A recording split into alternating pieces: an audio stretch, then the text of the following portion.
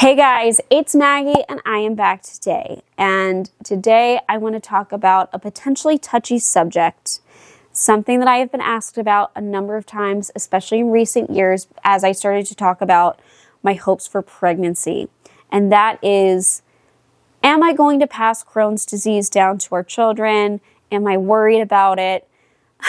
Oh boy. Okay, so I'll be honest with you. This is a difficult topic for me that I didn't really realize was difficult until I started trying to film about 2 hours ago at this point. I have tried refilming this so many times because there's so many elements to this. It's so much more complicated than, okay, what's the percent that your kid's going to have it? So many different things have played into it personally for me. And I'll be honest with you, when I was first diagnosed as a kid, I absolutely was against people having kids with Crohn's. You know, I thought, how could you potentially want to pass this down to a child and torture them with this god-awful disease? Because I was in the midst of the worst of Crohn's. And thankfully, I have not since experienced anything like what I did as a kid. I don't know how I made it through. I really don't. But as a child, all I could think about was the pain. Running to the bathroom with bloody diarrhea constantly, or the exact opposite as I started to develop strictures, not being able to go to the bathroom for weeks at a time, not being able to eat, being so tiny and malnourished and just feeling awful, looking like I was 6 months pregnant, like literally what I look like right now, as a kid. And that's all I could think about was, I don't want to do this to future children of mine. There are so many other things that played into my outcome with Crohn's. And I really want to talk about that today. So I do want to share just very briefly the research, the numbers behind it, and I'll link some articles below as well. But I think just sharing my perspective of early childhood with Crohn's, even before Crohn's, my diagnosis, and how things have developed as I've gone into adulthood. Life is complex, and even if you have a diagnosis of a disease, there's so many other factors that can impact it greatly. So I want to share those today. I am going to briefly talk about some sensitive subjects, but I really don't want to focus on that too much. I'm hoping it just better paints the picture of why I went from absolutely heck no, you should not have kids with Crohn's, to sitting here pregnant currently. Okay, so what does the research say? My husband does not have Crohn's or ulcerative colitis or any form of inflammatory bowel disease, nor does his family. I am the one with the disease. I was diagnosed with Crohn's as a kid, but I do have a family history as well. Not a huge history. My maternal grandmother had ulcerative colitis. She's now passed. My understanding is that it came on later in life and was triggered by some medication. I don't know any more details than that, but it never seemed to impact her, at least as far as I knew. She never seemed to be going through surgeries and stuff like I was. And then her cousin was diagnosed with Crohn's in her 30s. Again, don't know the severity. I know no details. So with one parent having Crohn's disease, the chance of a child winding up with the disease is 7 to 9%, which is a lot lower, honestly, than I really thought. I don't know why I was thinking it would be a lot higher. She also, because I'm having a little baby girl, she has a 10% chance of developing really any sort of IBD. So the 7 to 9% was the Crohn's, 10%-ish for any IBD.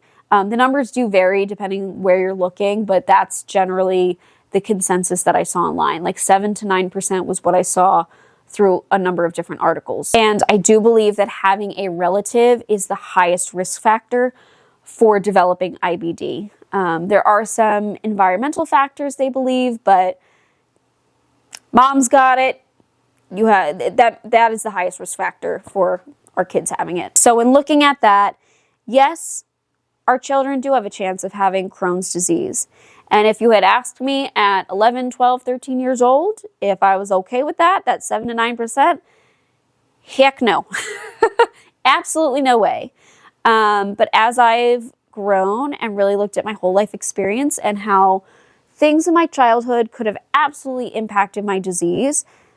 How I was treated for my disease absolutely impacted my outcome as an adult, and how things have developed in research with Crohn's.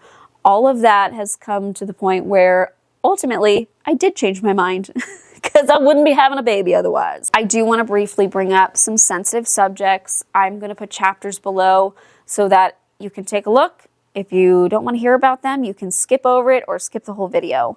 But I did have some early childhood experiences that I do think played into the aggravation of my disease, how early onset I was, how severe it kind of quickly became.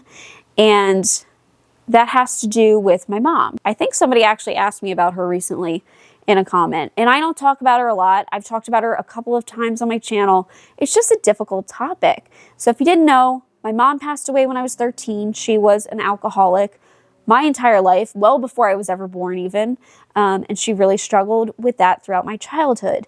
And that greatly impacted my childhood, just from unreliability, not being necessarily taken care of when I was in her care, and ultimately her death was pretty traumatic to a 13-year-old.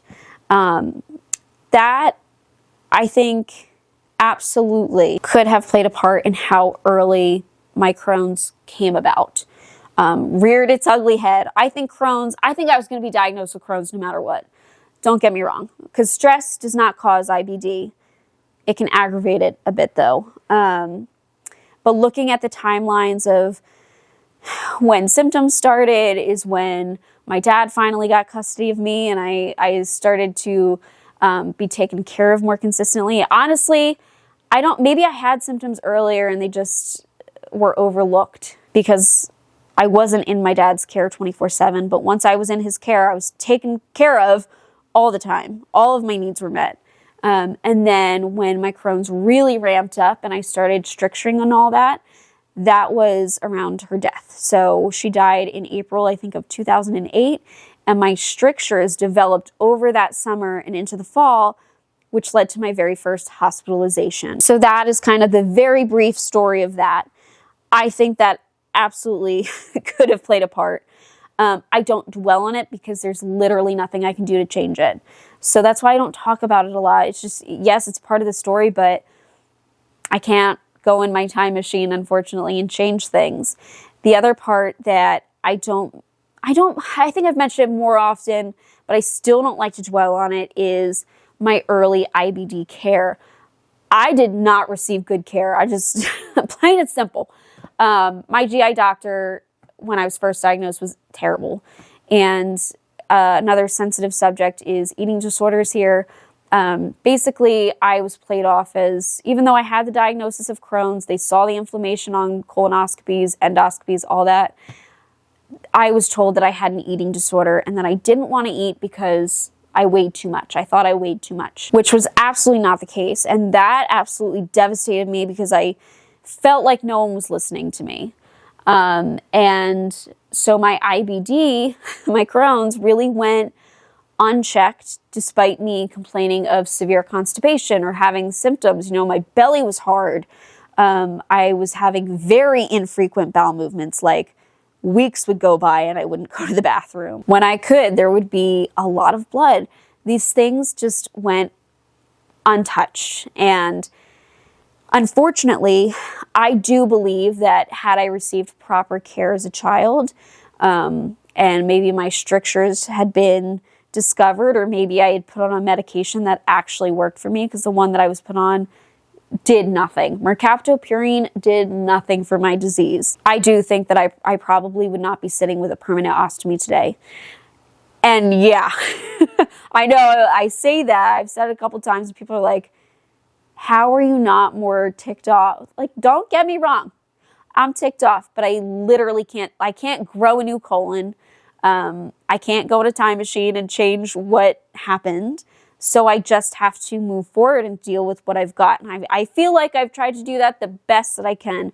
I've tried to be as resilient as possible and as positive as I possibly can, despite some hard things I've had to deal with in adulthood, like proctocolectomies and stuff like that. These two major things, my mom and my early treatment of my Crohn's, I completely did not recognize as a kid when I was sitting in the bathroom for hours feeling like I was dying.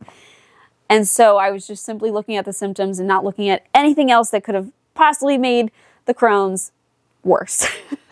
But as an adult, obviously, I've looked back and recognized things could have definitely been a little bit easier. Like, even if you had the disease, it could have gone more smoothly. And so that, you know, plays into what if my kid has Crohn's? So I think about my ability to advocate for my children. My dad, once he had custody of me, did the absolute best that he could, but he was not in the medical field. He was no expert on Crohn's. Neither am I, but I know a lot more about Crohn's disease than my dad did at the time. And so I know what to look out for.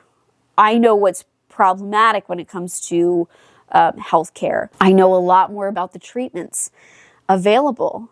And I feel like even it could be any disease, any illness that this child has, and I would be a good advocate. Not saying that my dad wasn't, because he did the best with what information he had, and he really relied on a doctor that, good grief, should not. Anyways, he did the best that he could, but I do feel as though I would really be able to advocate because I've been through the experience. And so, you know, that kind of changed my perspective a little bit. Also, understanding how far we've come with Crohn's. Now, I know I'm not that old. I'm 31, diagnosed at 11, so 20 years of Crohn's. We've come a long way. I know that even when I was diagnosed, it felt like, wow, we've come a long way because we have Remicade. And then I think 𝙗𝙪𝙨 came along somewhere close to the time that I was diagnosed, I believe. But that's not the medication I was put on. You know, steroids, mercaptopurine, pentasol, all the stuff that didn't work for me.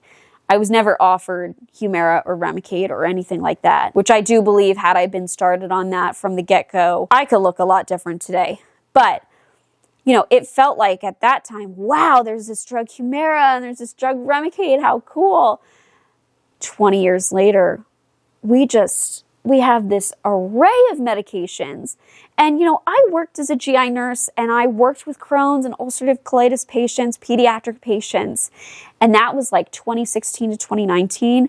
And the drugs even available then that I gave, it was Remicade 𝙗𝙗𝙗, Entyvio, Cimzia was available at the time. I don't think I ever gave it. And Stelara. There was, of course, other, like, there was methotrexate, there was steroids, there was, I don't think I ever gave mercaptopurine, but still around, and a few other things. But really the hard-hitting, either injectable or infusion drugs, those were it. Now, we've got so many more medications, and not just that, but alternative therapies, and looking into how surgeries can be used as like potentially first-line treatment. So many different things. Looking into diet and how formula may play a part. Like if we do a formula-specific diet, there's just so much more advancement being done now than what was available when I was first diagnosed. And so it looks a lot more hopeful for the future of IBD patients. That's not to say that there aren't ones really having a rough time that have failed multiple medications and stuff. But I look at it as we've got so many more options available to us. I also look at my own disease pattern, and while many would look at my chart and look at me on paper and say, holy cow, that's a severe case of Crohn's, I don't feel that way. I feel like I didn't start off well in my treatment.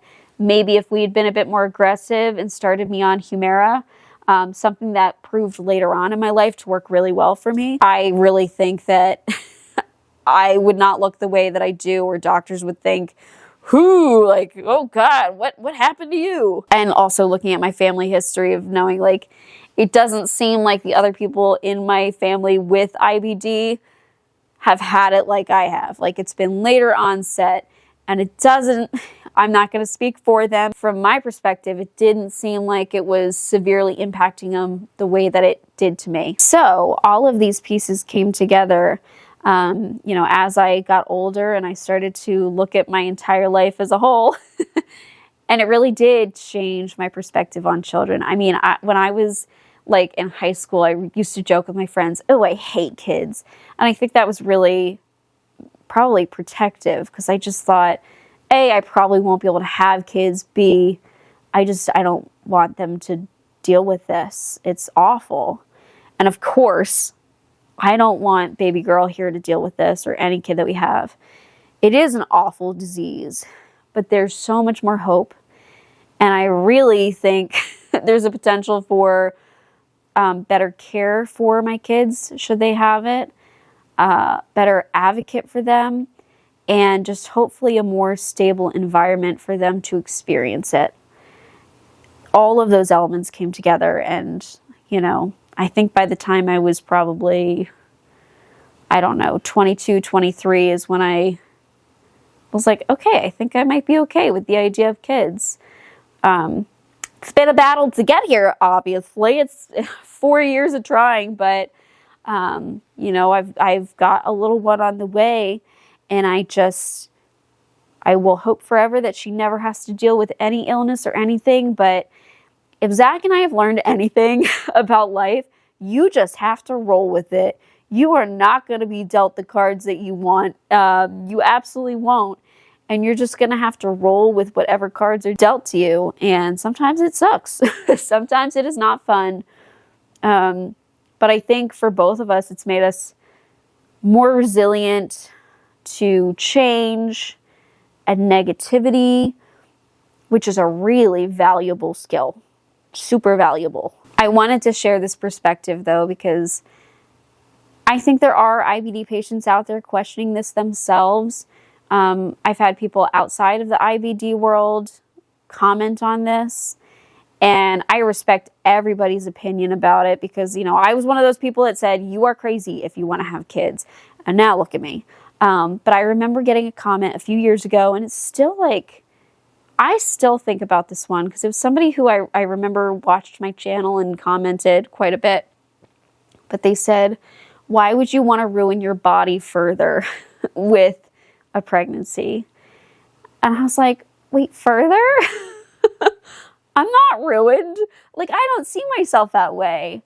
And that's kind of when I realized IBD is not like, it doesn't make life not worth living. Not everybody agrees with that, I know. But I think for a majority of people who have experienced Crohn's or ulcerative colitis, it does not make life worthless. Like, I am grateful to be alive. Yes, there have been some really low points because of this disease.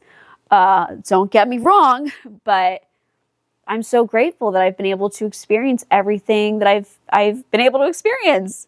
And like, just the joy of pregnancy. I didn't know that I would enjoy it this much.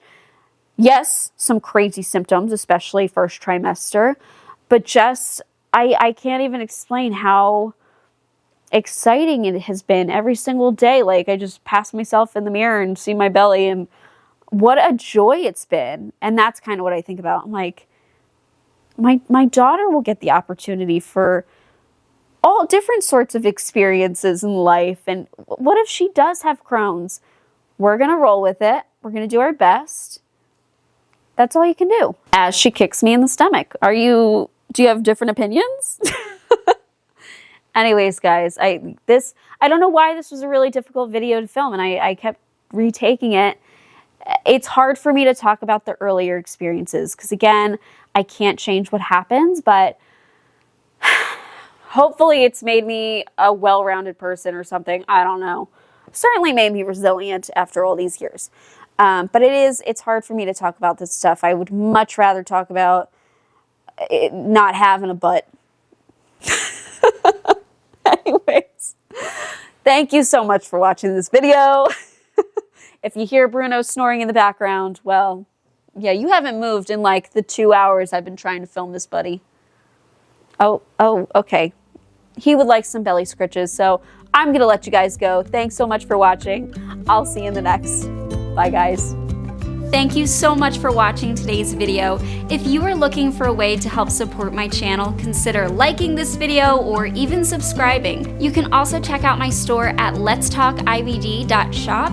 I have stickers and hoodies like these guys over here, just related to chronic illness and inflammatory bowel disease, something fun. And I also have a coupon code for my YouTube watchers. You could also become a member of my channel like the wonderful people scrolling on screen here. They've become a member and they have access to videos a little bit earlier. It's a great way to support my channel, and really, just watching my videos means the world.